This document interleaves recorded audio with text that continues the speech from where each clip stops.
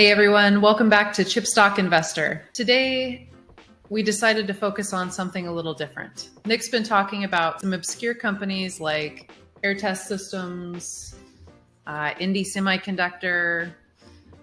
There was another one that I had never heard of. Oh, Max Linear. That was a recent one. So today, we're going to focus on something that might be slightly more well-known, Microsoft.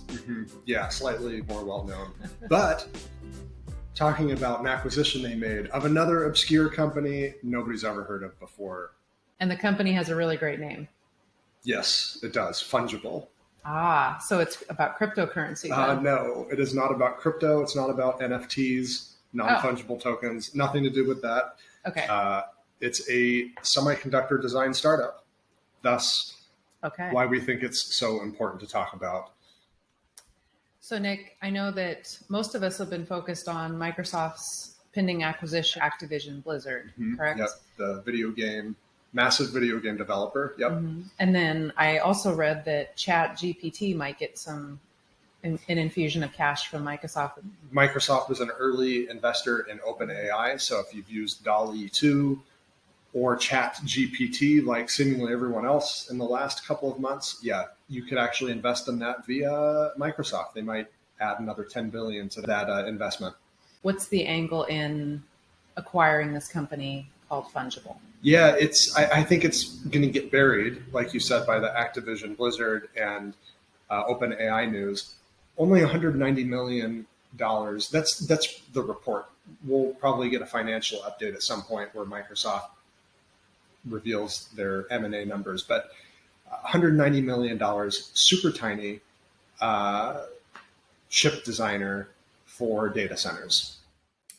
So this is a pretty small acquisition for Microsoft, but there are some other tech or software giants, tech giants that are making some moves and trying to design their own chips, right? So that makes me think of Apple with their iPhones, the M chip.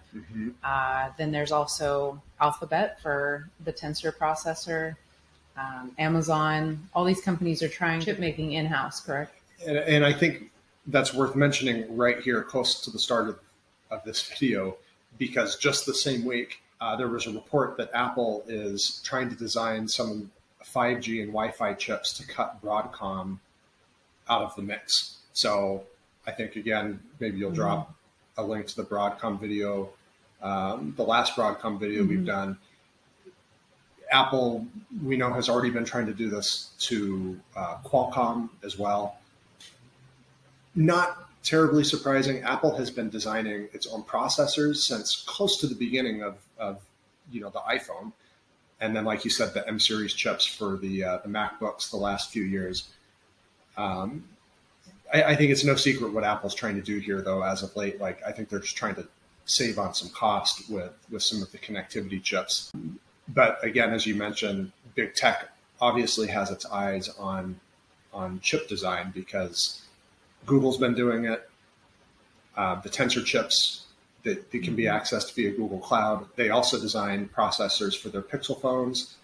Amazon, AWS has a few different chip designs that cloud customers can access for some specialized workloads and also maybe some more energy efficient, computing efficient designs that help them save money. So I think it's interesting here that Microsoft's acquisition is tiny, but all these tech giants seemingly have their eyes on chip design. Yeah, very much so. And before we get into what that means for the stocks, the semiconductor stocks that we cover, can you tell me a little bit more about what Fungible does specifically that Microsoft would really want from them? Right. So Fungible is a startup. I believe they were founded back in 2015. Their founders have extensive experience in the chip design world, but specifically Fungible is a DPU, or data processing unit designer. So that probably sounds familiar. A few years ago, Nvidia announced they were designing DPUs.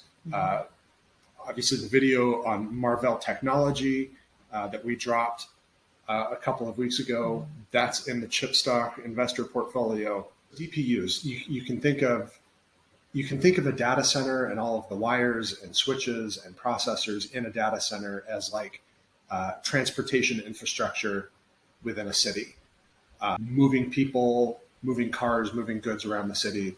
All that infrastructure in the data center moves information around. Mm-hmm. The DPU is like the central processing unit, the brain of all that data moving around. Kind of like the CPU is like the central processing unit of our PCs and laptops and such. So Fungible has a couple other products as well, but mostly all focused on data processing, energy efficiency, and high-end computing. Right. So what does Microsoft want to do with this company? So from Microsoft's announcement, it looks like the Fungible team will just be joining, it looks like possibly Microsoft Azure, which is the public cloud portion of Microsoft, their fastest growing major unit that competes with Amazon AWS and Google Cloud and others. So it looks like they want to just bring this design house, make it part of Azure to help optimize their own data centers. And those could be for Microsoft's own personal use, or it could be also for their public cloud and for private clouds as well, customers that are tapping Microsoft for help with building their own data centers for private use. So maybe this leads to Microsoft designing some actual chips. Maybe they just use it to kind of fine tune their own architecture as they build these things. We'll see. Data center demand is sky high. The cloud is still growing really fast, both public and more private cloud demand is through the roof, still offsetting legacy IT. But because of this demand, one thing that is on a lot of people's mind is energy efficiency. So when I spoke with Manuvir Das at Nvidia, and the VP of enterprise computing, one thing that he told me I thought was really interesting is this booming energy usage for data centers, from data centers, going from like a single digit percentage of global energy use today, possibly to a low to mid-teens total percentage usage of energy worldwide. Energy efficiency, especially in light of inflation right now, I think is at the top of a lot of companies' minds, Microsoft's included. That makes a lot of sense. So what does this mean for, first of all, Microsoft stock? Like, what should our investors know about Microsoft? It looks like a fair value right now. Maybe that deserves its own video breaking down how to value Microsoft. But especially if they deploy, they have $107 billion in cash sitting around. It looks like they're going to use up a good chunk of that on Activision Blizzard and possibly, maybe, OpenAI. Yeah, why not Fungible too? What's an extra couple $100 million?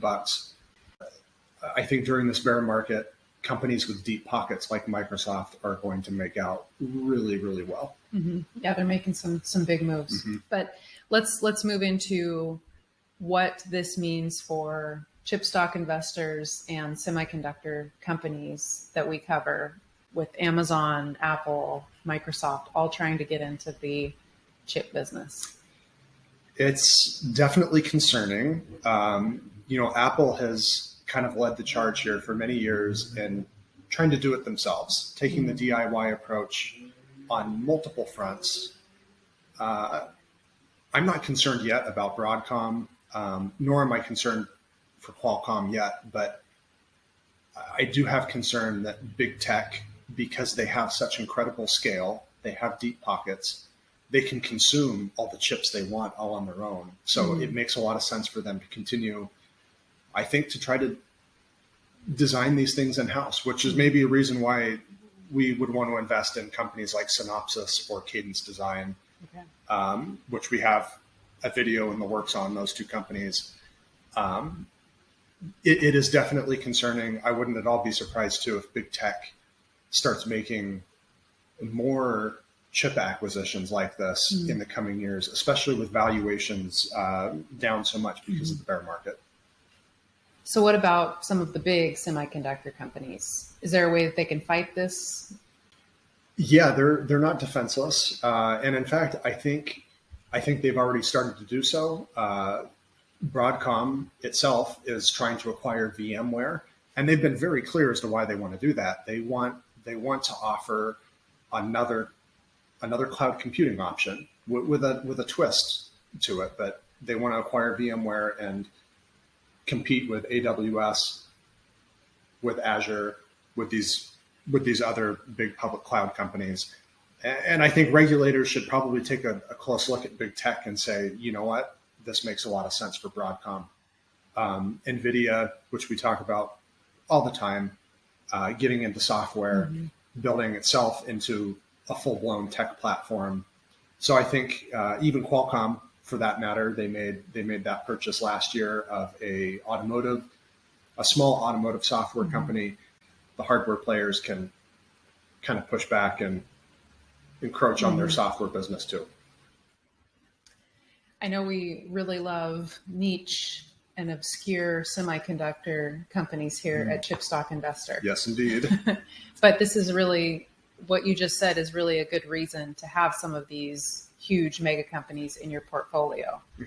Companies like Microsoft, Amazon, Google, they're really important to a very well-balanced portfolio, right? Yeah, absolutely. And Apple as well with their, supposed move this week.